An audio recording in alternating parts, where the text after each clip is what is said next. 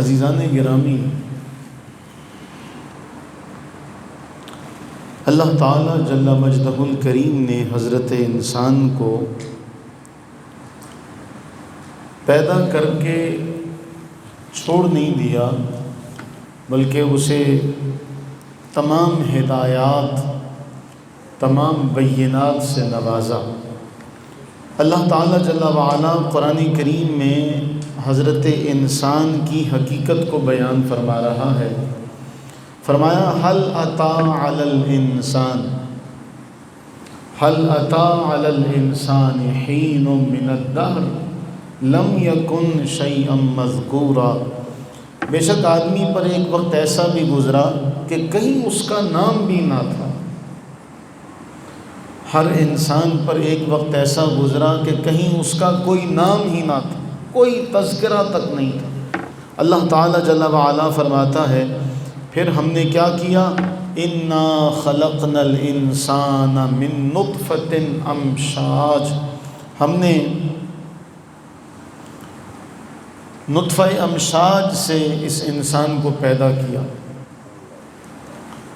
اور پھر اس کی تشریح اور تفسیر بہت آگے تک بات چلی جائے گی۔ ہم نے نطفہ امشاج سے اسے پیدا کیا، ملے ہوئے نطفے سے، نبتلیہ فجعلناہ سمیعا بصیرا، تو ہم نے اسے سمیع بھی بنایا، ہم نے اسے بصیر بھی بنایا۔ پہلے آیت میں فرمایا کہ انسان پر ایک وقت ایسا گزرا کہ جب وہ لم یکن شیئا مذکورا، کہ اس کا کوئی دور دور تک تذکرہ نہیں تھا، کوئی نام نہیں تھا۔ پھر ہم نے اس کو کس چیز سے بنایا، اس کا ذکر کیا کہ نطفہ آب سے ہم نے اسے پیدا کیا، اور اس نطفے سے پیدا کرنے کے بعد ہم نے اسے سمیع بھی بنایا، اسے بصیر بھی بنایا۔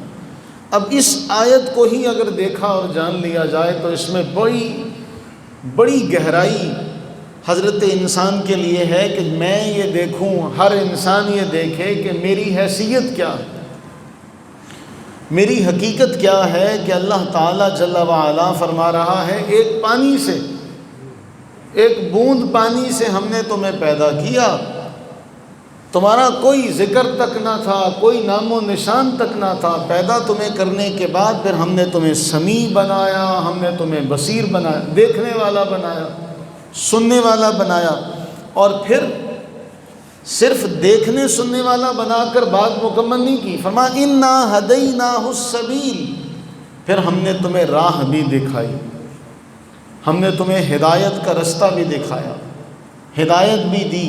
اما شاکرن، اب تمہارا جی چاہتا ہے تو تم اللہ کے شکر گزار بن جاؤ، اگر نہیں ہے وَإِمَّا كَفُورًا، تو چاہے تو ناشکری کا راستہ اختیار کر لو۔ ہم نے تمہیں دونوں راستے دکھا دیے۔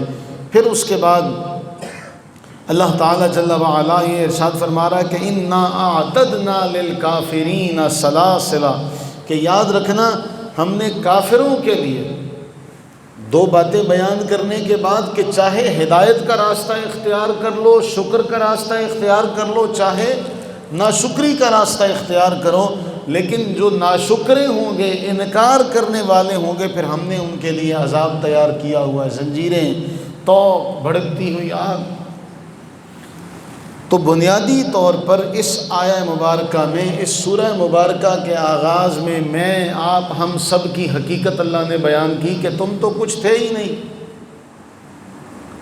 تم تو کچھ تھے ہی نہیں، اور ہم نے تمہیں ایک قطرہ آب سے بنایا۔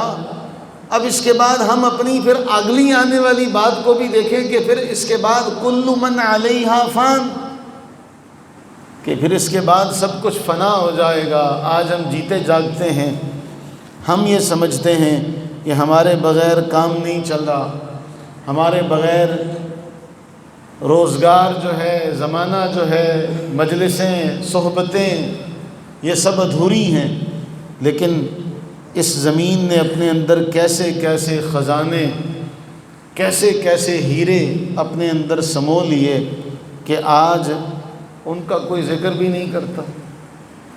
تو حضرت انسان کو بھی یہ لگتا ہے کہ مجھ سے بہار ہے، میرے ساتھ بہار ہے، یہ سارا معاملہ میرے ساتھ وابستہ ہے، ان کا وسیلہ روزگار میں ہوں، ان کا پالنے والا میں ہوں، ان کو ہنسانے والا میں ہوں، ان کو ہدایت دینے والا میں ہوں، ان کی رہبری کرنے والا میں ہوں۔ جب تم نہیں تھے تب بھی یہ زمانہ چل رہا تھا، تم نہیں ہوگے تب بھی یہ سارا معاملہ یوں ہی چلتا رہے گا۔ تو پھر فرمایا کہ ہم نے تمہیں راہ دکھا دی، اب راہ دکھائی، یا تو شکر گزار بنو یا ناشکرے بنو۔ اور قرآن کریم نے اس حوالے سے بہت ساری آیات بینات واضح طور پر ذکر کی۔ فرمایا وَمَن شَكَرَ فَإِنَّمَا يَشْكُرُ لِنَفْسِهِ، جو شخص شکر ادا کرتا ہے اپنے فائدے کے لیے کرتا ہے، جو بھی شکر ادا کرتا ہے اپنے فائدے کے لیے کرتا ہے۔ وَمَن كَفَرَ، اور جو ناشکری کا راستہ اختیار کرے گا، فَإِنَّ رَبِّي غَنِيٌّ كَرِيمٌ، تو میرا رب بے پرواہ ہے۔ رب تعالیٰ کو کسی کے شکر کی حاجت اور ضرورت اور طلب نہیں ہے کہ کوئی عبادت کرے گا، کوئی اس کا شکر ادا کرے گا تو اس کی سلطنت میں کوئی اضافہ ہو جائے گا۔ فرمایا نہیں، وہ تو غنی ہے، کریم ہے۔ اور پھر اس کے بعد قرآن کریم ایک اور مقام پر ارشاد فرماتا ہے کہ اے موسیٰ، آپ انہیں تعلیم دیں۔ موسیٰ علیہ نبینا وعلیہ الصلوۃ والتسلیم ارشاد فرماتے ہیں، قرآن فرماتا ہے وقال موسیٰ، حضرت سیدنا موسیٰ علیہ السلام نے فرمایا ان تکفروا انتم ومن فی الارض جمیعا، یاد رکھنا تم سارے کے سارے اللہ کی ناشکری بھی کرنے لگو تو وہ بے پرواہ ہے۔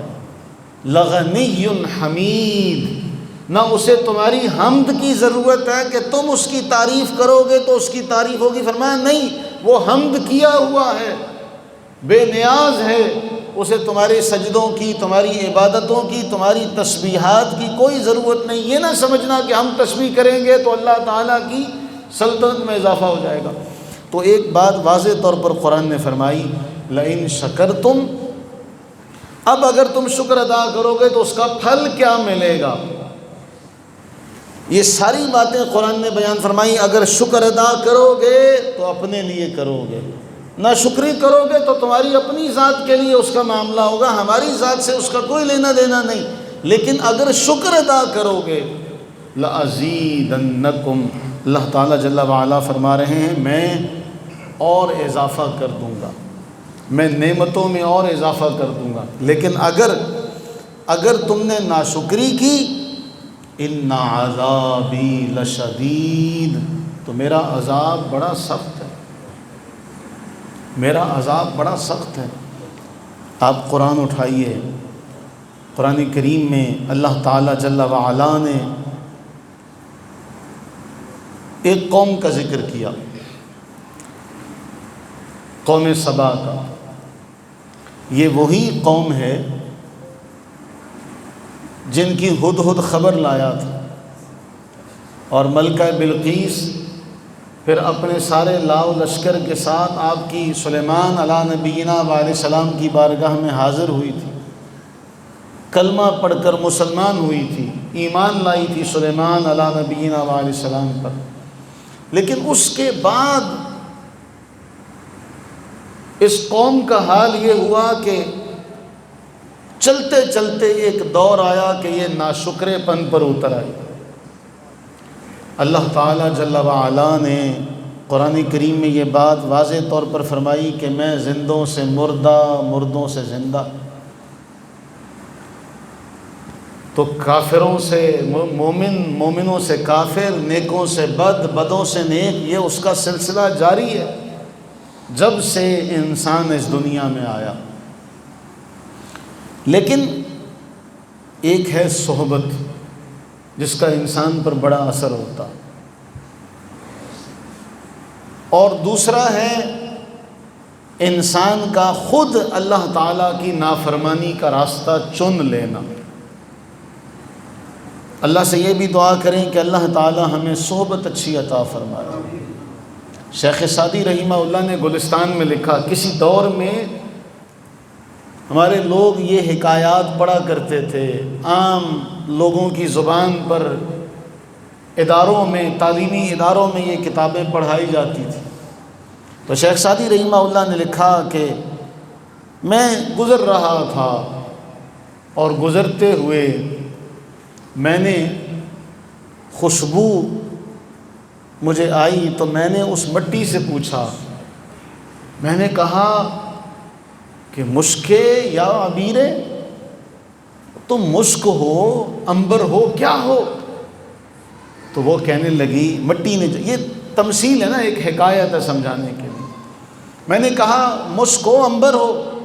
تو وہ کہنے لگی، من گلے ناچیز بودم ولیکن با مدت با گل نشستم، کہ میں ہوں تو مٹی لیکن ایک عرصہ میں نے پھول کی صحبت میں گزارا ہے، جمال ہم نشی در من اثر کرد وگرنہ من ہما خاکم کے ہستم، میں وہ جو کچھ عرصہ میں نے پھول کی صحبت میں گزارا، اس پھول کی صحبت نے مجھ پر اثر کیا، میں تو مٹی کی مٹی ہوں۔ تو اس کے تحت پھر شیخ سعدی رحمہ اللہ نے ایک واقعہ لکھا تھا کہ نوح کا بیٹا بروں کے ساتھ بیٹھا، نبوت کا خاندان گم ہو گیا، پسر نو با بداں با نشست، خاندان نبوتش گم شود، سگے اصحاب کہف پے چند روزے، پائے نیکاں گرفت مردم شود، کہ اصحاب کہف کے کتے نے چند دن اللہ والوں کی، چند دن نیکوں کی صحبت میں گزارے، بزرگ ہو گیا کہ اللہ اس کے بیٹھنے کا ذکر قرآن میں فرمائے۔ تو ایک ہے صحبت، دوسرا ہے ناشکری۔ اب وہ جو قوم تھی، قوم سبا، آپ سورہ سبا میں قوم سبا کی یہ جو تعریفات بیان ہوئی نا، سورہ سبا کی آیت نمبر 15 میں اللہ تعالیٰ نے قوم سبا کا ذکر کیا، لَقَدْ كَانَ لِسَبَإٍ فِي مَسْكَنِهِمْ آیَةٌ، فرمایا قوم سبا کے لیے حقیقت میں ان کے اپنے وطن میں نشانی تھی۔ قوم سبا کے لیے ان کے اپنے وطن میں نشانی تھی۔ کیا نشانی تھی؟ جنتان عن یمین و شمال، ان کے دائیں بھی دو باغ، ان کے بائیں بھی باغ، یعنی دائیں بھی باغ اور بائیں بھی باغ۔ مفسرین فرماتے ہیں یہ صرف دو باغ نہیں تھے، جہاں بھی کوئی چلتا اس کے دونوں اطراف باغ، کہ چلنے والے کے دائیں بھی اور بائیں بھی باغ، ادھر بھی باغ ادھر بھی باغ، جنتان عن یمین و شمال۔ اللہ تعالیٰ جل وعلا نے فرمایا کلوا من رزق ربکم، یہاں جو ربکم ہے نا، اس میں رب نے فرمایا تمہارے رب کا رزق ہے جو تم کھا رہے ہو، کھاؤ اپنے رب کے دیے ہوئے رزق کو، یعنی تمہارا اپنا کوئی کمال نہیں، یہ رزق تمہارا رب تمہیں عطا کر رہا ہے کہ تمہارے دائیں بھی تمہارے بائیں بھی دونوں طرف باغات ہی باغات۔ کلوا من رزق ربکم، لیکن کیا کرو؟ واشکروا لہ، واشکروا لہ، کیا قرآن فرما رہا ہے؟ واشکروا لہ۔ پہلے نعمت کا ذکر کیا، نعمت کا ذکر کرنے کے بعد میں کھاؤ، لیکن کھانے کے ساتھ کیا کرو؟ اپنے رب کا شکر ادا کرو۔ بلدۃ طیبہ، بلدۃ طیبہ، پاکیزہ شہر تمہیں دیا، اور تمہارا رب ورب غفور، بخشنے والا مہربان رب۔ اس ایک آیت میں بہت ساری باتیں اللہ نے بیان فرما دی، مختصر سیا۔ لقد کان لسبإ فی مسکنہم آیہ، قوم سبا کے لیے ان کے اپنے ملک میں، ان کے اپنے علاقے میں بہت بڑی نشانی ہی، اور وہ نشانی کیا ہے؟ فرمایا جنتان عن یمین و شمال، باغات ان کے دائیں بھی ان کے بائیں بھی۔ فرمایا کھاؤ اپنے رب کے دیے ہوئے مال کو، رزق اپنے رب کا کھاؤ، لیکن اس کا شکر ادا کرو۔ اس نے تمہیں پاکیزہ شہر دیا، بلدۃ طیبہ، بلدۃ طیبہ۔ اللہ تعالیٰ نوازتا ہر ایک کو ہے، باری ہر ایک کی آتی ہے۔ عارفین کاملین کہتے ہیں وہاں سے ملتا ہر ایک کو ہے، محروم کوئی نہیں رہتا، لیکن اپنی اپنی سعادت مندی ہے، کوئی کچھ مانگتا ہے، کوئی کچھ لیتا ہے، کوئی کچھ لیتا، ملتا وہاں سے سب کو ہے، نوازا وہاں سے سب کو جاتا۔ اب یہاں مفسرین نے پھر اس کی تفسیر میں لکھا، آپ حیران ہو جائیں گے۔ مفسرین فرماتے ہیں کہ دائیں بھی باغ بائیں بھی باغ، اور مفسرین نے ایک جملہ لکھا۔ اب اس کی تشریح میں نہیں جاتے کہ یہ سبا اس کا نام کیوں رکھا گیا تھا اور اس کی وجہ تسمیہ کیا تھی، پھر ہمارا اصل مقصد جو ہوگا وہ رہ جائے گا۔ چلنے والے کے دائیں بھی اور بائیں بھی باغ، ہر طرف ہریالی ہریالی۔ استعارہ مفسرین کہتے ہیں یہ استعارہ بھی ہے کہ دائیں سے بائیں ہر طرف ہریالی ہریالی تھی۔ جیسے کوئی آدمی کھیت کے درمیان چلا جائے، باغ کے درمیان چلا جائے، تو ہم کہتے ہیں ہر طرف سجے کھبے دائیں بائیں باغ ہی باغ ہے۔ تو یوں وہاں کے رہنے والوں کے ہر طرف باغات ہی باغات تھے۔ پھر مفسرین فرماتے ہیں کہ ان کے پاس پانی کا ذخیرہ کرنے کے لیے اللہ نے ان کو ایک تدبیر سجھائی اور انہوں نے ایک ڈیم بنایا۔ کیا بنایا؟ ڈیم بنایا، جہاں وہ پانی ذخیرہ کرتے تھے، جہاں وہ پانی ذخیرہ کرتے تھے۔ اور پھر اس ڈیم سے انہوں نے پھر ہر قسم کے آگے ندیاں نالے سب کچھ بنایا کہ باغات کو سیراب کیا جائے۔ اب یہاں مفسرین جو نقل کرتے، سارے مفسرین، سب مفسرین یہ بیان کرتے ہیں کہ رب فرمائے کہ دائیں بھی باغ بائیں بھی باغ، رب کا نام لے کر رب کے دیے ہوئے میں سے کھاؤ۔ مفسرین فرماتے ہیں کہ کوئی خاتون سر پہ ٹوکرا لیے صرف راستے سے گزرتی تو گزرتے گزرتے اس کا ٹوکرا پھلوں سے بھر جاتا تھا۔ آپ اندازہ کریں، آپ اندازہ کریں کہ مفسرین نے لکھا ہے کہ اللہ نے ان کو ایسا علاقہ دیا کہ رب فرمائے کہ دائیں بھی باغ بائیں بھی باغ، کہ گزرنے والا صرف ٹوکری لے کر گزرے تو گزرتے گزرتے اس کی ٹوکری بھر جائے۔ اتنے پھل، اتنے باغات، ان سب کے بعد اللہ تعالیٰ جل وعلا نے ایک جملہ فرمایا، وَاشْكُرُوا لَهُ، اللہ کا شکر ادا کرو۔ رب کا دیا ہوا مال کھاؤ، لیکن اس کو سورہ دہر کی اس آیت سے ملائے گا جو ہم نے ابتدا میں پڑھی۔ اللہ فرما رہے ہیں کہ ہم نے تمہیں پیدا کیا جب تم تھے ہی نہیں، تمہارا نام تک نہ تھا۔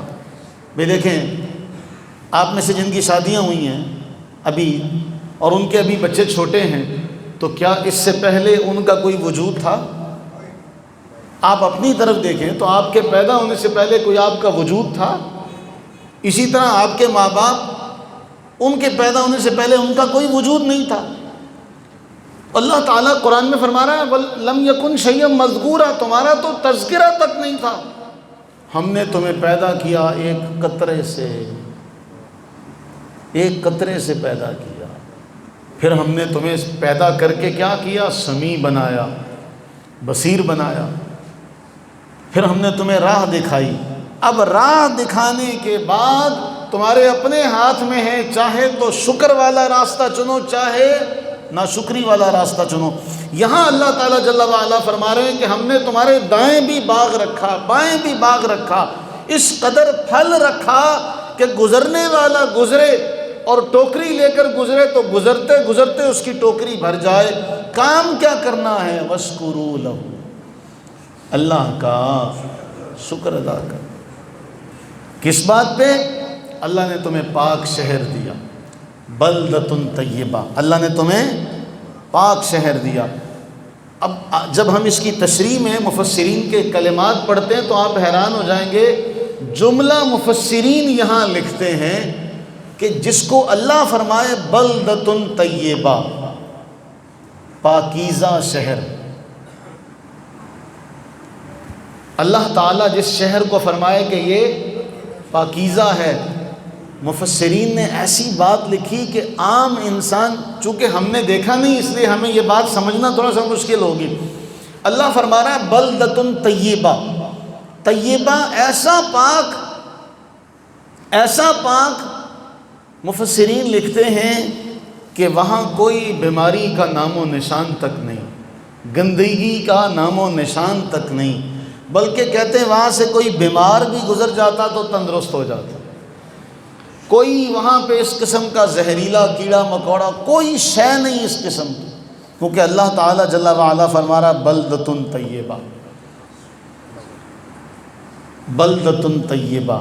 آپ کے ذہن میں آتا ہے پاکیزہ جگہ وہاں جہاں پہ مکھی مچھر اس قسم کی کوئی شے نہ ہو، مفسرین فرماتے ہیں کہ واقعی وہ ایسا شہر تھا کہ وہاں پہ اس قسم کی کوئی شے نہیں تھی، اتنا پاک کہ کوئی بیمار وہاں آ جاتا تو وہ تندرست ہو جاتا، اتنا پاکیزہ۔ آپ کے ذہن میں شاید اس کے حوالے سے کوئی شکوک و شبہات پیدا ہوں تو ہم سب کے آقا کریم سرور عالم صلی اللہ علیہ وآلہ وسلم کا شہر مقدس مدینہ طیبہ، نبی سرور عالم صلی اللہ علیہ وآلہ وسلم کی عادت کریمہ کیا کہ جب شہر آتا تو آپ اپنی سواری کو تیز کر لیتے۔ پیر کرم شاہ الازہری رحمہ اللہ نے ایک بڑا خوبصورت واقعہ لکھا ہے کہ کوئی گزرا نا تو اس نے اپنا منہ سر لپیٹا ہوا تھا، فرمایا تو نے سنا نہیں ہے کہ یہاں کی تو آب و ہوا بھی شفا ہے، اے ڈھاٹا نیچے کر دے، نقاب نیچے کر دے تاکہ یہاں کی ہوا تجھے لگے۔ اور شیخ عبداللہ محدث دہلوی رحمہ اللہ کی کتاب ہے جذب القلوب الی دیار المحبوب کے نام سے، وہاں شیخ عبداللہ محدث دہلوی رحمہ اللہ اور دیگر ائمہ محدثین نے لکھا کہ وہاں کی مٹی سے بھی اگر علاج کیا جائے تو اللہ تعالیٰ اس میں بھی شفا رکھے ہوئے ہے، اللہ نے اس میں بھی شفا رکھی ہوئی ہے۔ تو یہ ساری باتیں ہمارے لیے یقین اور اطمینان کا ذریعہ ہیں کہ جب رب تعالیٰ قرآن میں فرمائے بلدۃ طیبہ، وہ کتنا پاک شہر ہو، بلدۃ طیبہ، اتنا پاکیزہ شہر، اور فرمایا رب بخشنے والا، رب غفور، رب بخشنے والا، مہربان۔ اب ان سب کے بعد رب تعالیٰ جل وعلا ان پر اتنا مہربان تھا کہ وہاں کے حوالے سے ائمہ سیر نے لکھا، تاریخ لکھنے والوں نے لکھا، مفسرین لکھتے ہیں کہ وہ لوگ عام برتنوں میں کھانا نہیں کھاتے تھے، سونے چاندی کے برتنوں میں ان کے ہاں کھانا کھایا جاتا۔ اگلی بات اس سے بھی حیران کن ہے کہ وہ جو بالن بالتے تھے، جو لکڑیاں ایندھن ان کے ہاں تھا، وہ دار چینی، سندل وغیرہ ان لکڑیوں کا وہ ایندھن جلاتے تھے۔ اللہ تعالیٰ جل وعلا نے یوں نہیں فرمایا ان کے دائیں بھی باغات بائیں بھی باغات، پاکیزہ شہر۔ مفسرین لکھتے ہیں کہ آج کے دور میں وہ لکڑی عود کی جو باقی لکڑیاں ہیں ہمیں وہ میسر ہی نہیں ہیں، اور ہم میں کوئی انتہائی مالدار ہوگا تو وہ لکڑی تھوڑی سی لے کر اس کو جلائے گا تاکہ اس سے خوشبو پیدا ہو، وہ لوگ اپنے ایندھن کے طور پہ ان لکڑیوں کو استعمال کرتے تھے، اور جب ہواؤں کے دوش پر ان کی خوشبو جب جایا کرتی تھی تو آس پاس سے جو لوگ گزرا کرتے تھے وہ محظوظ ہوا کرتے تھے۔ بعض نے کہا کہ ساتھ میں دریا تھا، ساحل سمندر ہے، وہاں سے کشتیاں گزرتی تو وہ حیران ہوتے، اتنا مہکتا ہوا شہر۔ یہ ایک نقشہ ہے، یہ ایک نقشہ ہے۔ موجودہ جو یمن ہے نا، یہ اس کے علاقے کی بات ہے۔ اب یہ ایک نقشہ ہے، اللہ نے فرمایا ہم نے لقد کان لسبع فی مسکنہم آیا، قوم سبا کے لیے ان کے مسکن میں نشانی تھی، جنتان عن یمین و شمال، ان کے دائیں بھی باغات ان کے بائیں بھی باغات، کلوا من رزق ربکم، رب کا دیا ہوا کھاؤ، واشکروا لہ، اس کا شکر ادا کرو، بلدۃ طیبۃ ورب غفور، پاکیزہ شہر ہے، بخشنے والا رب ہے، اور کیا چاہیے؟ لیکن ہوا کیا؟ ہوا یہ علامہ غلام رسول سعیدی رحمہ اللہ نے تبیان القرآن میں لکھا، دوسرے مفسرین نے لکھا 12 یا 13 نبی ان کے پاس آئے۔ کتنے؟ 12 یا 13 نبی اس قوم میں آئے، لیکن انہوں نے کسی کی نہ مانی، انہوں نے کسی کی نہ مانی۔ ایک مفسر نے لکھا انسان کی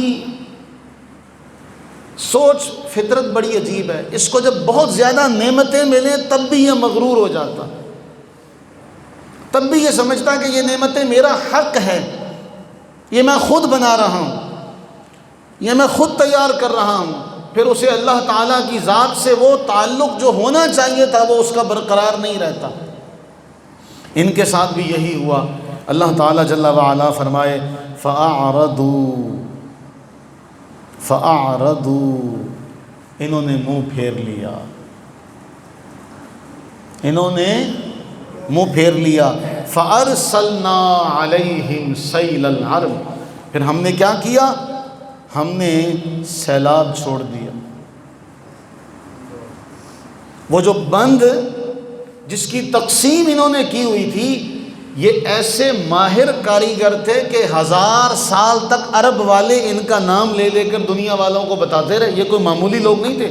قوم سبا، ملک سبا کے رہنے والے 1000 سال تک عرب والے ان کی عمارات لوگوں کو دکھاتے رہے، ان کے بنائے ہوئے نقشے لوگوں کو دکھاتے رہے کہ دیکھو یہ ان کے کھنڈرات ہیں، سوچو کس قدر حسین ہوں گے جس دور میں یہ ہوں گے۔ لیکن قرآن فرما رہا فَأَعْرَضُوا، ایک جملہ فَأَعْرَضُوا انہوں نے اعراض کر لیا، ہم سے منہ موڑ لیا، ہم سے کنارہ کر لیا۔ فَأَرْسَلْنَا عَلَيْهِمْ سَيْلَ الْعَرِمِ پھر ہم نے سیلاب کا بند کھول دیا، ہم نے پانی کا رخ موڑ دیا۔ وہ پانی جو فصلوں کو سیراب کرتا ہے، وہ پانی جو نباتات کو اگانے کا ذریعہ ہے، جب ہم نے اس کے سوتوں کو کھولا، زمین کے سوتے کھولے، سیلاب کا بند جب ہم نے توڑا، وَبَدَّلْنَاهُمْ بِجَنَّتَيْهِمْ جَنَّتَيْنِ ذَوَاتَيْ أُكُلٍ خَمْطٍ وَعَسْلٍ وَشَيْءٍ مِّن سِدْرٍ قَلِيلٍ۔ کاش کہ آپ اس کا ترجمہ پڑھیں اور آپ کے سامنے یہ آیت ہو تو آپ پہلی آیت کے مد مقابل، آپ نے پہلی آیت کا سن لیا، اب اللہ تعالیٰ جل وعلا فرما رہا ہے ہم نے ایسا زوردار سیلاب ان پہ چھوڑا کہ ہم نے ان کے ہرے بھرے باغوں کو بدل دیا۔ وَبَدَّلْنَاهُمْ ہم نے ان کے باغات کو کیسا بدلا کہ وہاں صرف کانٹے دار جھاڑیاں، چند ایک کانٹوں والے درخت اور جھاڑیاں رہ گئی، باقی سب فنا ہو گیا۔ تھوڑی دیر پہلے یہ بات کتنی کانوں کو مزہ دے رہی تھی کہ وہ لوگ سندل جلایا کرتے تھے، ان کا بالن سندن، ان کا بالن عود، ان کا بالن دار چینی، ان چیزوں کا وہ بالن ان کا ایندھن تھا۔ اور اللہ تعالیٰ جل وعلا صرف ایک لفظ کے بعد فَأَعْرَضُوا جب انہوں نے منہ پھیر لیا، ہم نے سیلاب کا ادھر کو رخ پھیرا، ہم نے وہی باغات جہاں سے گزرنے والا گزرتا تو ٹوکری پھلوں سے بھر جاتی، اب وہاں پھلدار درخت نہیں تھا، چند ایک جھاڑیاں رہ گئی، کانٹوں والے درخت رہ گئے، سدر قلیل، وہ بھی تھوڑے سے، وہاں پہ تھوڑے سے کانٹوں والے درخت رہ گئے، کچھ جھاڑیاں وہاں پہ رہ گئی۔ فرمایا ذالک جزیناہم بما کفروا یہ بدلہ ہے تمہاری ناشکری کا، یہ بدلہ ہے، یہ جزا ہے ہماری طرف سے تمہاری ناشکری کی،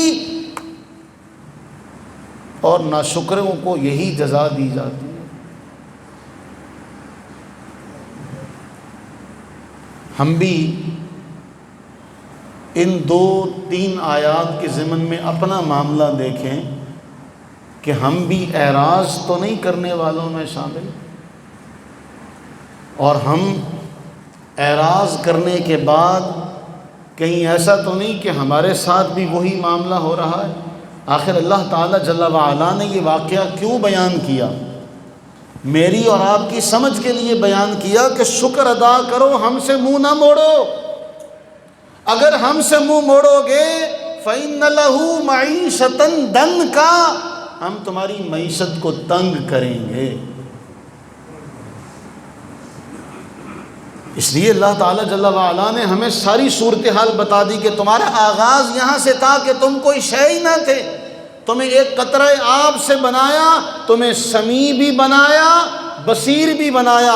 اب تم سنو اور امیجن کرو کہ قوم سبا کے باغات کیسے تھے، دائیں بھی باغ بائیں بھی باغ، گزرنے والا گزرے تو پھل اتنے کہ ٹوکری بھر جائے، وہ ایندھن بھی وہ استعمال کرے کہ آج کے ترقی یافتہ دور میں اس کا تصور نہیں۔ ایسا پاکیزہ شہر کہ وہاں کوئی بیمار نہیں۔